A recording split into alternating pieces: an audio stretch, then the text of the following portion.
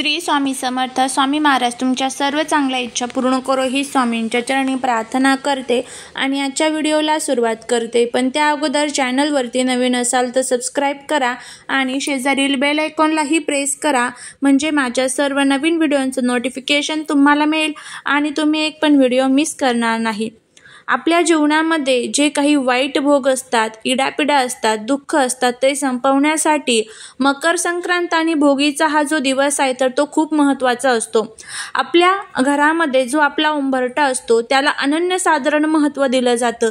ज्योतिषशास्त्रामध्ये आणि वास्तुशास्त्रामध्ये याचे अनेक उपाय आपल्याला सांगितले जातात. तर आपल्याला हा जो एक उपाय आहे तर या दिवसांमध्ये करायचा आहे. बघा, हे जे संक्रांतीचे 3 दिवस असतात, भोगी, त्यानंतर मकर संक्रांत आणि क्रिकांत, हे खूप महत्त्वाचे दिवस मानले जातात. या दिवसांमध्ये तुम्ही जे काही उपाय कराल, ज्या काही सेवा कराल तर त्याचं अगणित पुण्यही आपल्याला मिळत असतं. आपल्या घरामध्ये जी लोक असतात त्यांना आपण काय म्हणतो की तुझं जे काही चांगलं वाईट असेल तू ते माझ्या उंबरठ्याच्या बाहेर ठेव. म्हणजेच काय, तर तुझी जी नकारात्मकता आहे तर ती माझ्या घरामध्ये घेऊन येऊ नको, याचा अर्थ असा असतो. त्यामुळे लोकांच्या मनामध्ये आपल्याबद्दल जर काही वाईट भावना असेल, त्यामुळे कुठेतरी आपले ग्रह कमजोर होत असतात, कुठेतरी आपल्या मुलांना त्याचा दोष लागत असतो, कुठेतरी आपल्या घराची प्रगती त्यामुळे थांबून जात असते. त्यासाठीच आपल्या कुटुंबाची, पतीची, मुलांची प्रगती व्हावी, आपले मागील सर्व जे काही वाईट भोग, इडापिडा, दुःख आहे तर ते संपून जावे, यासाठी या 2 दिवसांमध्ये किंवा या 3 दिवसांमध्ये आपल्याला हा जो एक उपाय आहे तर तो करायचा आहे. आपल्याला आपल्या उंबरठ्यावरती ही एक वस्तू ठेवायची आहे. तुम्ही काहीच करू नका, फक्त हा जर तुम्ही उपाय केला तरीही याचे खूप चांगले फायदे आपल्याला होतील. तर आता हा उपाय आपल्याला कशा पद्धतीने करायचा त्याबद्दलची संपूर्ण माहिती या आजच्या व्हिडिओमध्ये आपण घेणार आहोत. मकर संक्रांतीच्या दिवशी संक्रांती देवीने शंकासूर नावाच्या राक्षसाचा वध केला होता.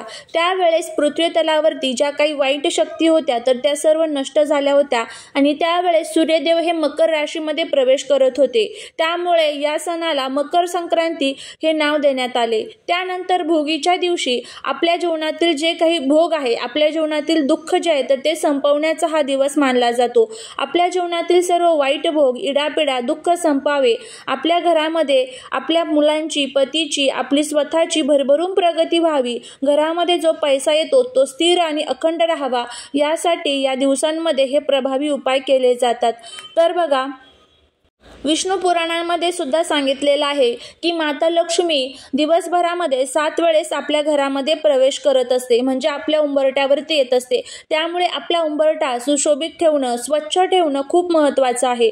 आपल्या उंबरठ्यावरती धूळ असेल, मिट्टी असेल, माती असेल तर या दिवसांमध्ये आपल्याला ती स्वच्छ करून घ्यायची असते. चुकूनही आपल्या घरामध्ये किंवा उंबरठ्यावरती घाण राहणार नाही याची आपल्याला काळजी घ्यायची आहे. त्यानंतर आता आपल्याला काय करायचं आहे, या 2 दिवसामध्ये जर दोन्ही दिवस तुम्हाला हा उपाय करायचा असेल तर तुम्ही करू शकता, किंवा फक्त एक दिवस जरी करायचा असेल तर तुम्ही उद्या करा किंवा परवा जरी केला तरीही चालेल. सकाळी तुम्हाला 10च्या अगोदर हा उपाय जो आहे तर तो करायचा आहे.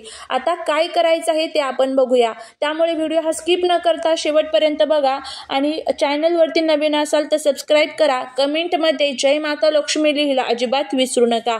काय करायचं आहे, या दिवशी सकाळी लवकर उठायचं आहे. त्यानंतर स्वच्छ आंघोळ करायची आहे. आंघोळीच्या पाण्यामध्ये थोडेसे जे पांढरे तीळ असतात तर ते टाकायचे आहे आणि त्याने आंघोळ करायचे आहे. त्यानंतर तुम्हाला आपल्या रोजची घरातली जी देवपूजा असेल तर ती करून घ्यायची आहे. भगवान सूर्यदेवांना अर्घ्य अर्पण करायचं आहे.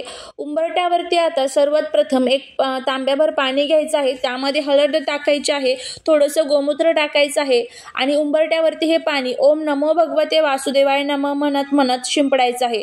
आणि त्यानंतर हे पाणी आपल्याला व्यवस्थितपणे स्वच्छ पुसून घ्यायचं आहे. आपला उंबरठा स्वच्छ पुसून घ्यायचा आहे. चपला वगैरे असेल तर त्या बाजूला ठेवायच्या आहे. त्यानंतर आपली संपूर्ण जी चौकट असते तर ती पण व्यवस्थितपणे स्वच्छ पुसून घ्यायची आहे. कुठेही धूळ राहणार नाही याची आपल्याला काळजी घ्यायची आहे. उंबरठ्याला तुम्हाला, म्हणजेच आपली जी चौकट असते, चौकटीला आंब्याच्या पानांचं तोरण बांधायचं आहे. त्यानंतर तुम्हाला आपल्या उंबरट्यावरती थोडीशी हळद घ्यायची आहे. हळदीमध्ये तुम्हाला थोडंसं गोमूत्र टाकायचं आहे आणि याने तुम्हाला उंबरट्यावरती लेपन द्यायचं आहे. याला हळदीचं लेपन देणं असं म्हणतात. आणि हळदीचं लेपन दिल्यानंतर म्हणजेच काय तर आपला हळदीने संपूर्ण हा उंबरटा सारून घ्यायचा आहे, एका अर्थाने याचा अर्थ होतो. त्यानंतर हळदीचं लेपन दिलं की त्यानंतर आपल्याला हा जो उपाय आहे तर तो करायचा आहे. आता इतकं छान आपण संपूर्ण आपला उंबरटा आपण सजवलेला आहे, तर छान बाहेर रांगोळीसुद्धा तुम्ही काढू शकता.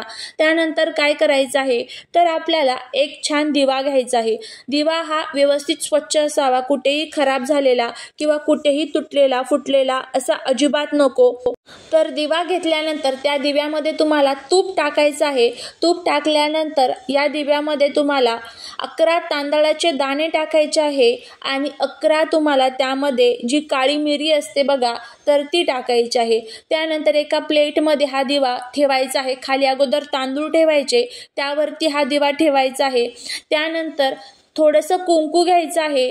कुंकू घेतल्यानंतर थोडंसं तुम्हाला धूप असेल तर ती प्रज्वलित करून घ्यायची आहे. उंबरट्यावरती जायचं आहे. सर्वात प्रथम कुंकू घ्यायचं आहे. आता सर्वांना अष्टलक्ष्मी माहीत आहे, तर अष्टलक्ष्मीचं आपल्याला सर्वात प्रथम स्मरण करायचं आहे. आपल्या उंबरट्याच्या मधोमध तुम्हाला सर्वात प्रथम कुंकवाचा पहिला टिंब द्यायचा आहे आणि पहिली जी लक्ष्मी आहे तर धनलक्ष्मी, तिचं स्मरण करायचं आहे आणि कुंकवाचा टिंब द्यायचा. परत दुसऱ्या लक्ष्मीचं तुम्हाला स्मरण करायचं आहे. दुसरी लक्ष्मी म्हणजे धान्यलक्ष्मी, ती परत तुम्हाला दुसरा टिंब द्यायचा. असं अष्टलक्ष्मीचे स्मरण करत करत तुम्हाला 8 टिंब तुम्हाला त्यावरती द्यायचे आहे. जर तुम्हाला 8 लक्ष्मींची नावं माहीत नसेल तर तुम्ही गुगलवरती सर्च करा, तुम्हाला त्या अष्टलक्ष्मींची नावं माहीत होतील. त्यानंतर तुम्हाला त्या प्रत्येक टिंबाला हळदी कुंकू अक्षदा अर्पण करायचे आहे, फुलं अर्पण करायचं आहे. आणि त्यानंतर तुम्हाला तो जो दिवा आपण घेतलेला आहे त्या दिव्याच्या साह्याने, त्या धूप दीप अगरबत्तीच्या साह्याने आपल्याला त्या अष्टलक्ष्मींचं स्मरण करत करत त्या सर्वांना तुम्हाला ओवाळायचं आहे. अष्टलक्ष्मीने आपल्या घरामध्ये प्रवेश करावा यासाठी आपण हा उपाय करत आहोत, इतकं लक्षात ठेवा. त्यानंतर हा जो दिवा आहे तर तिथेच तुम्हाला तुमच्या उंबरट्याच्या बाहेर ठेवायचा आहे. उंबरट्याच्या बाहेर ठेवल्यानंतर त्या दिव्याला सुद्धा हळदी कुंकू अक्षदा अर्पण करायचे आहे.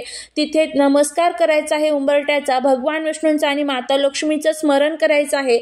आणि माता लक्ष्मीला प्रार्थना करायची की माझ्या घरातील जे काही वाईट भोग, इडापिडा, दुःख, दारिद्र्य असेल तर ते दूर करा. माझ्या कुटुंबाची, पतीची, मुलांची भरभरून प्रगती होऊ द्या, अशी आपल्याला प्रार्थना करायची आहे. आणि त्यानंतर तुम्हाला तो जो दिवा आहे जळत आहे तोपर्यंत जळून द्यायचा. नंतर दिवा थंड झाला की दिव्यातलं सर्व साहित्य जर जळालेलं नसेल, शिल्लक असेल तर ते निर्माल्यामध्ये टाकून द्यायचं आहे. अशा पद्धतीने अष्टलक्ष्मीला आपल्याला या दिवशी आपल्या घरामध्ये आगमनासाठी बोलवायचं आहे. तर अशा पद्धतीने अगदी साधा सोपा उपाय तुम्हाला या दिवशी करायचा आहे. तुम्ही करून बघा, नक्कीच तुम्हाला त्याचा फायदा होईल. कारण उंबरट्यावरती जी एक सकारात्मक ऊर्जा असते त्यामुळे आपल्या घरामध्ये कधीच वाईट शक्ती प्रवेश करत नाही. त्यामुळे उंबरठा सुशोभित स्वच्छ ठेवणं हे तितकंच महत्त्वाचं आहे. तर करून बघा, नक्कीच तुम्हाला त्याचा फायदा होईल. झालेली सेवा ही महाराजांच्या चरणी रुजू करते.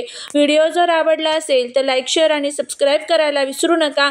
भेटूया पुढच्या एका छानशा नवीन व्हिडिओसोबत. श्री स्वामी समर्थ.